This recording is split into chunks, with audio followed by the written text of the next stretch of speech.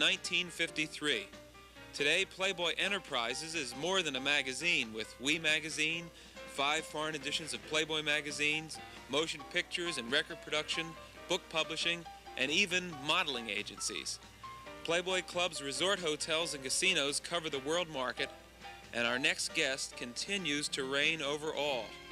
Let's go in now and get to know the man behind the Playboy empire.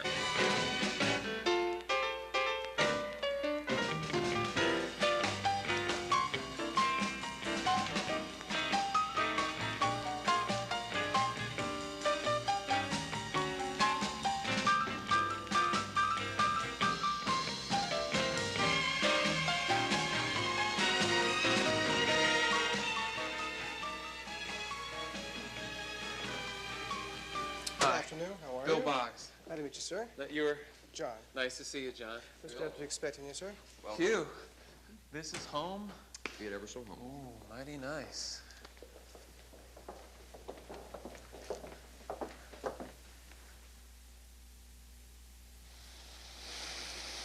Hef, this is really beautiful out here. You've created an incredible environment. Well, it really, I confess, has something of a Shangri-La quality for us. As a matter of fact, rumor has it that when you go off the property, you grow visibly older. I can understand that. There was a time in your life when you didn't even go outdoors. When you were in Chicago, you would stay inside, but 2 or 3 months, never even leaving a house? Yes. But in a very real way, this property is an extension of the house in Chicago. It is still a very controlled environment, a world unto itself. We're a block and a half from Sunset Boulevard here, but it seems very much as if we're in the middle of... Tell me about some of the things that you have here and why you do have them. For example, the greenhouse with all the birds in it. Why that particular choice to be part of your environment?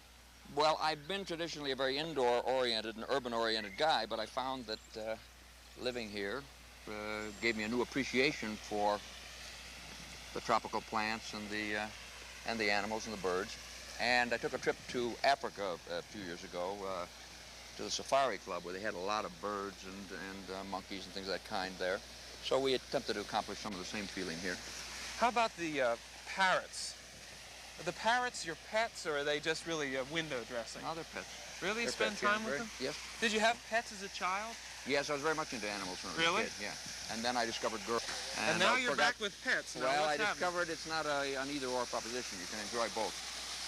We landscaped the back area and did the pool, added the pool. And This is actually your swimming pool? Yes. I mean, you could swim in it. How deep is it? Well, it's very shallow on this end and deep on the other end, and done in a very natural kind of way to go with the setting, so that it seems almost like a natural lake. And you put this in? Yes. This was not here when you arrived? That's right. We did all the landscaping in the back. And the house itself is patterned after an English home? Yes, there's a Homeby mansion? Homeby house, which is why this particular vicinity is called Homeby Hills. It's an adaptation of a house that still exists in England. Really? Yeah. Grab a seat This there. is the living room? Yes, center of the house. And we relax here and show films. The room is set up so we can project films here. You ever have any idea when you were growing up, because I know you come from fairly fundamentalist parents, that you would be living in such opulence and splendor like this? No. Not at all? No. When I come from a rather typical, traditional, middle-class background, born and raised in Chicago. And when I began it, it was really the original notion was to edit a magazine that I would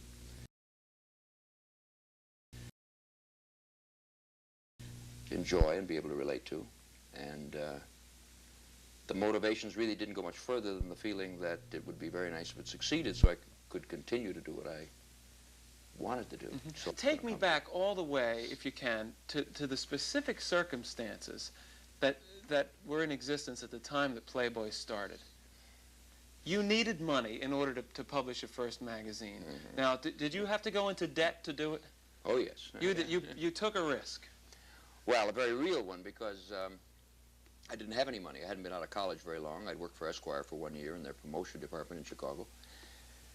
And Esquire moved to New York, and we had a little disagreement about a $5 raise, and I decided to stay on and try a magazine of my own, and did not have any money at all. So I literally borrowed a couple $100 from a local loan company and well, from a bank actually, and then $400 hocked my furniture in. Then I went out to friends and relatives and got a few hundred here, a few hundred there, and a total of a little under $5,000, and that was the little nut that the whole little thing. acorn that the oak tree grew from. Would you say that? Oh, thank you, Guy. Would you say that the Hugh Hefner that was going to the friends and the relatives and hawking his furniture in those days to start a magazine was somewhat naive in terms of the complexities of what it took in order to put a magazine on the market? I would say that would be a rather dramatic understatement. I had no, I mean, you cannot start a national magazine for $5,000, but not knowing that, I just went ahead and did it. Ignorance can sometimes be bliss. During the period of time that you're again on record as saying that there was a period of time when you were able to and did make love to a different woman every night. How did you cope with the disappointment that some of those women may have felt in the fact that they were drawn to Hugh Hefner, that they shared a very intimate experience with Hugh Hefner, and then Hugh Hefner was gone from their lives. He was somewhere else. Did you have a sense of wondering, you know, have I disappointed these women? I wonder if I've let them down. Anything related to that, or could you just be fairly cold? No, I don't think I've ever been blasé about relationships, sexual or other. And that period of, you know, one-night stands or, you know, was something I went through in the earlier years, and it's the kind of thing that I guess is a part of our tradition and a kind of a sad part of it. And do you regret I grew out of it. You say the sad part of it? Do you regret that? I don't regret it. I only say that I think that that sex, when it's separated from emotional involvement and some commitment, is less than it can be. That's all. I expressed a long time ago in the pages of the magazine that sex and love, you know, with love is the best kind of sex, but sex without love is better than no sex at all, because sex itself is also a very lovely, beautiful thing. Are you in love now? Oh, yes, very much. You are in love with Barbie.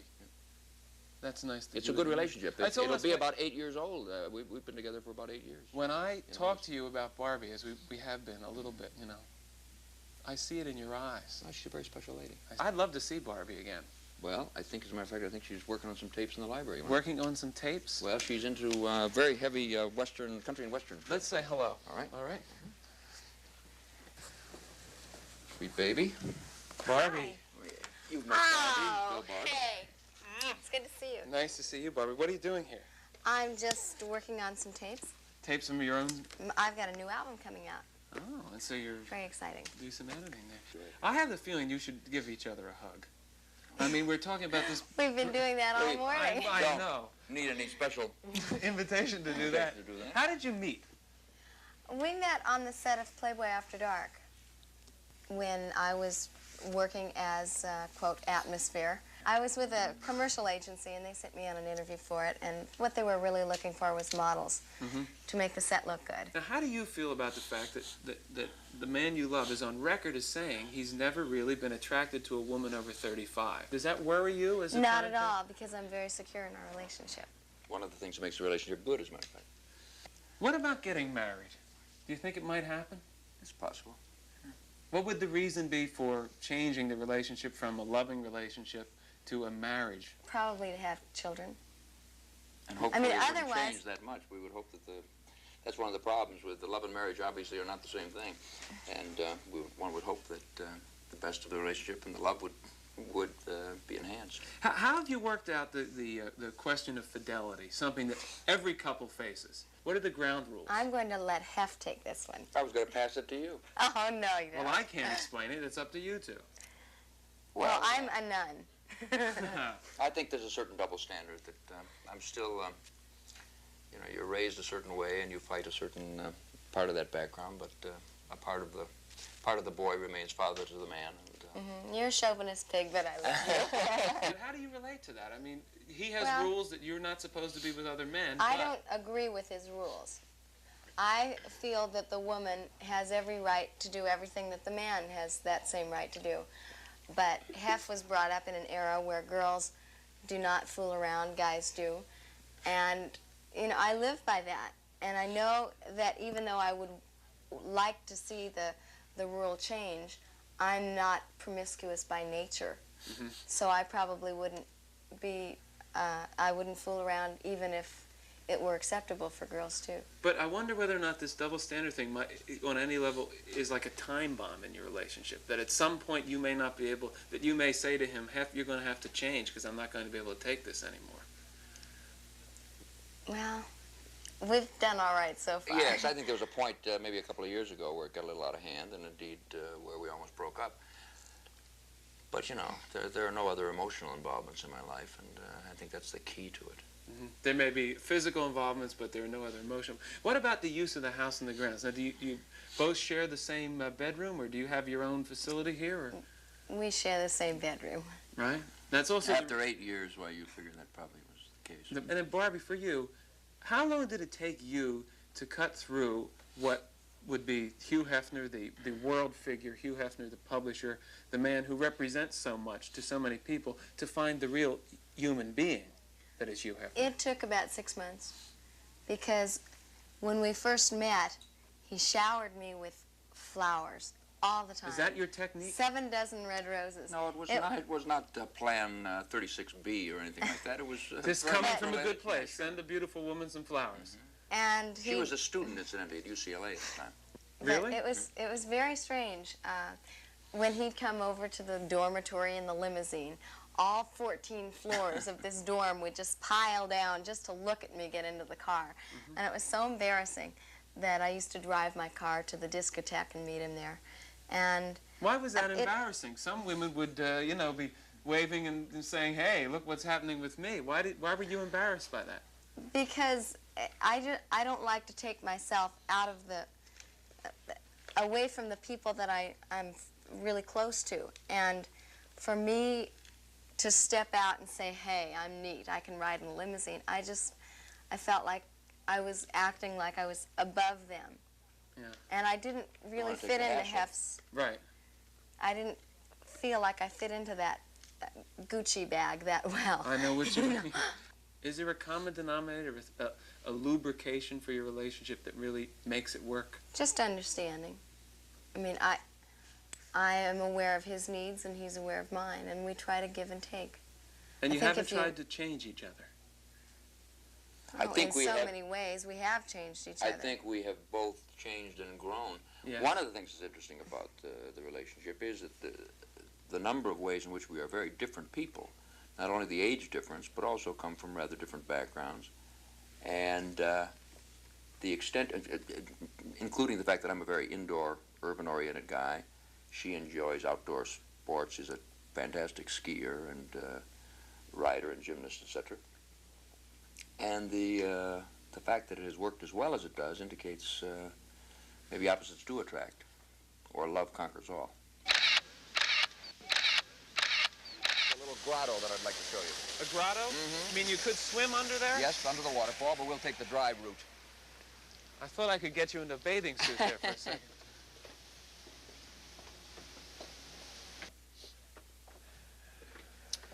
This is the grotto. The grotto. Designed by you? Yes, with a great deal of help by a gentleman named Ron Deersmith that does a lot of design things for us. So what goes on here? It's beautiful. We could be anywhere under the earth in this place. Well, this is perhaps, for reasons that are apparent, the most popular spot on the property. Now, wait a second. We have to find out what the apparent reasons are. What goes on here? Well, this is a jacuzzi bath. In other words, what you see here is a continuation of the pool. You can swim in under, you can walk as we did, or you can swim in under the waterfall from the shallow end, or swim in underneath this rock from the deep end. And then over the steps are jacuzzi baths, and they're 102. It's bath temperature. And they are very, very popular. I think it has to do with the emphasis on health. The health, the clean living kind of emphasis? Yes, I think that's probably Well, what are some of the things that go on here? I mean... well, a lot of healthy things. Healthy things. Yes.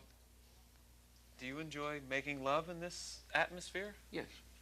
It's a place where that happens. That has been known to occur, yes. It's been known to occur here. And how about aquatic sports of all... Is this one of the fantasies that you've created for yourself in your own head, to be able to make love in the water, to be able to to have an intimate environment, soundproof, that could drop a bomb and you wouldn't know what was happening there? Well, one of the nice things, of course, that happened that was not foreseen before the fact is that the fantasy world that I was describing in Playboy became then, as a result of the success of the magazine, real life for me. There's a lot of people, a lot of poor people, a lot of people who, from their philosophy, might say, Hugh Hefner has too much. You know, we need a redistribution of the wealth. Here is a man who's got it all. How do you confront those people? Well, those guilts related to enjoying material wealth are very much a part of our tradition, and one of the things that I've been fighting. Do you have them? No, I really don't, if you because I've worked for everything that I have. True, and A great many other people have benefited from what I've done. And I think if you don't have those incentives, then a great deal less is accomplished. I think the ideal society is a mix between socialist ideals on one hand and capitalistic ideals on the other. I think that you want a society in which everybody lives well, but in which there are sufficient motivations so that there are reasons for working hard and accomplishing something more. How are you dealing with your own aging? You've just recently turned 50 years old. You're not afraid to announce that fact. You had a big party. We were talking about it. Do you have fear of aging, fear of the physical deterioration, the loss of stamina, the loss of sexual drive, getting to look old? Not fear. I think because you recognize that you know, you share that aging process with the rest of mankind, that it's just a reality. But I will say that life is such an adventure and a banquet, if you work it right, that I'm sorry there aren't more years. But as long as I remain in good health, as long as you're feeling well physically, I think that age is largely you know, a point of view and a state of mind. You don't have any fear of Hugh Hefner, the old man, the 80-year-old man, and how he'll be? Well, I must say that at 50, I'm a good deal younger than I imagined 50 would be when I was younger. You know, age, as a matter of fact, only it seems rather forbidding, I think, when you're younger. So far for me, each decade, quite literally, has been better than the one before. And I see no reason for assuming that the next one won't be better still. I think that's fair enough. How do you record Hugh Hefner? What do you think your place in history will be? I hope that I will be remembered as a guy who had some effect, and I think beneficial effect, on the changing social and sexual mores, and then I made it a little... What about those who would say he was also a guy who made us look too hard at the youth culture, that he was part of the whole movement to say that this is a youth culture and that's destructive? Well, I don't think it's particularly destructive. I think that, I just happen to think that youth is not just a matter of physical age, but as I expressed before, a matter of point of view. You can say that I am a person who thinks that life should be more than a vale of tears, that you ought to live it with a little style and a little pleasure. And that's exactly what you're doing. I want to thank you very much. My pleasure. For spending this time with us Thank you. and for being one of our friends. Thank you.